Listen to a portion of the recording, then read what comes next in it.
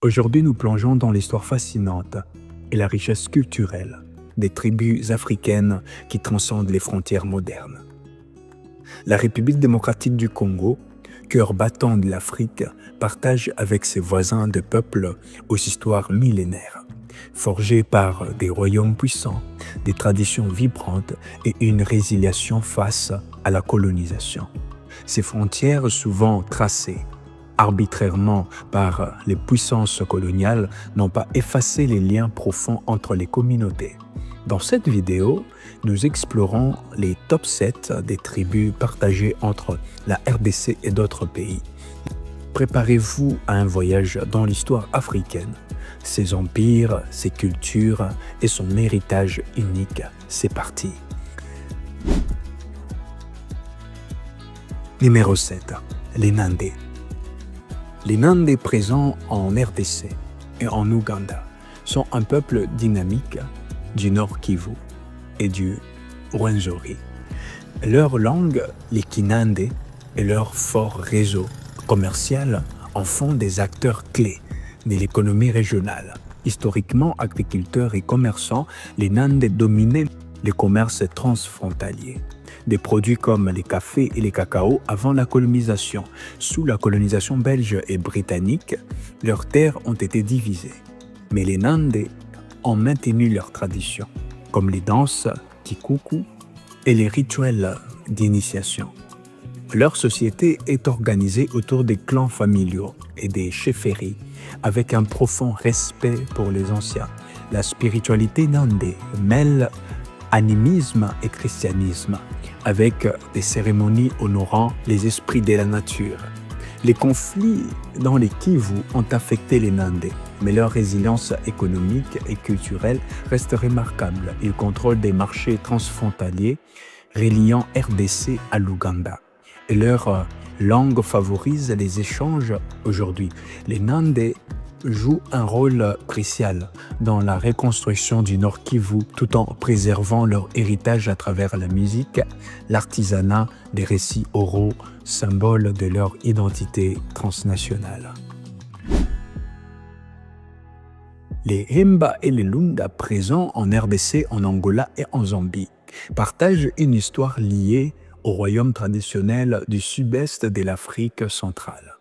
Les Himba, proches des Luba, sont reconnus pour leur sculpture ancestrale, Singili, qui honore les esprits des ancêtres. Leur société est organisée autour des chefferies et des rituels spirituels.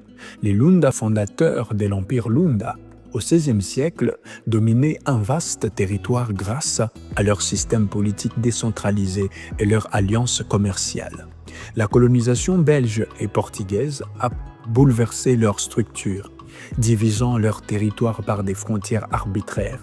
Les Himba ont subi l'exploitation minière dans les Katanga, tandis que les Lunda ont résisté à la domination coloniale en Angola. Malgré cela, les deux groupes ont préservé leurs traditions royales, comme les cérémonies d'investiture des chefs.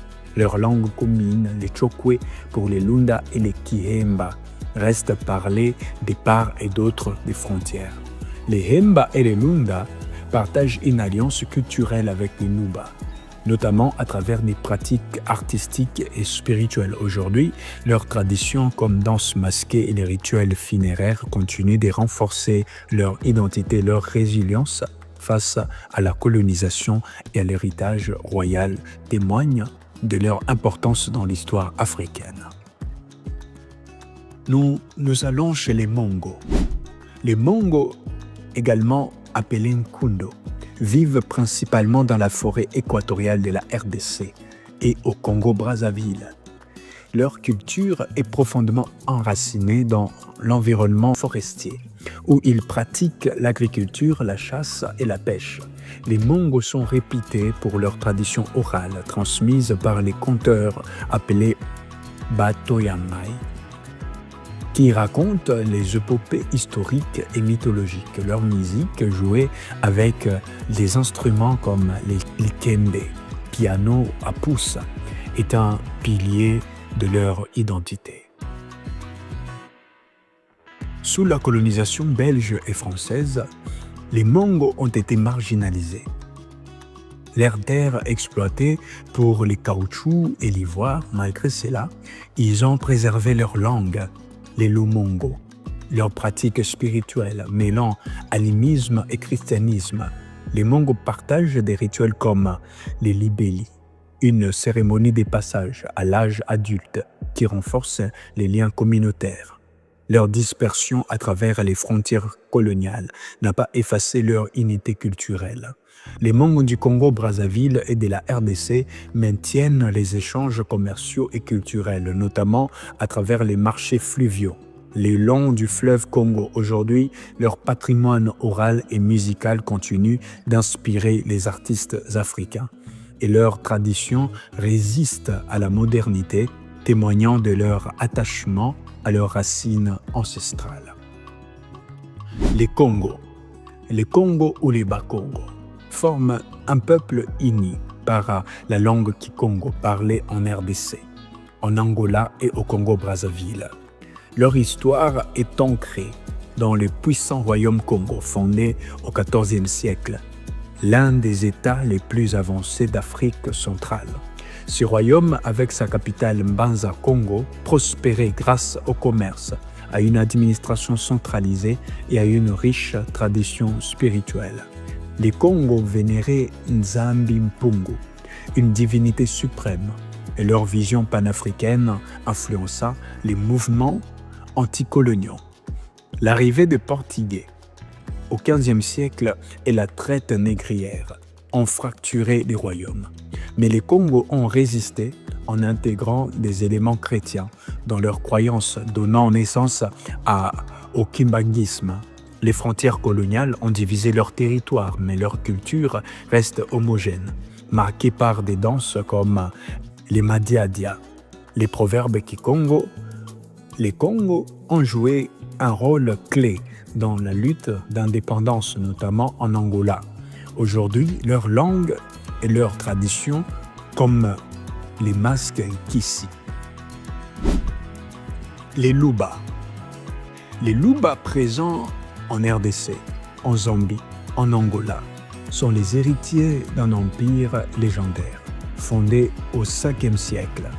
L'empire Luba, centré dans l'actuel Katanga, était connu pour son organisation politique sophistiquée, avec un roi sacré, le Mulopwe, et un système de chefferies décentralisé.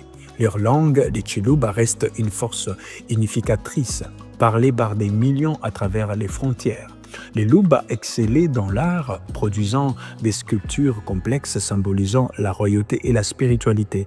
Leur cosmologie, centrée sur l'équilibre entre les sacrés et les profanes, guide encore leurs pratiques.